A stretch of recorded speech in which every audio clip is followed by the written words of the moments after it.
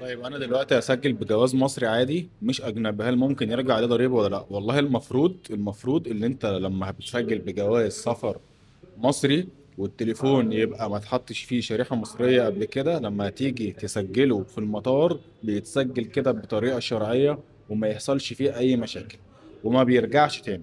الا بقى لو حصل لخبطه، حصل قانون جديد خلى موبايلات تتقفل باثر رجعي. ساعات الموبايلات بتتاخد عاطل في باطل، يعني ساعات بيحصل لخبطه وبيحصل عك كده وتلاقي الموبايلات اتاخدت عاطل في باطل. ولكن الطبيعي ان شاء الله يعني ما يحصلش حاجه، وتلاقي الموبايل معفي معاك بشكل سليم وما يرجعش تاني يتقفل او يرجع عليه ضريبه. اهم حاجه اللي ما تبقاش انت شغلت فيه شريحه مصريه قبل ما تسجله في المطار. وانت في المطار بتسجله تتاكد، وانت لسه في المطار بعد لما تسجل تعمل تشيك بالسير على تطبيق تليفون وتتاكد اللي هو بقى معفي.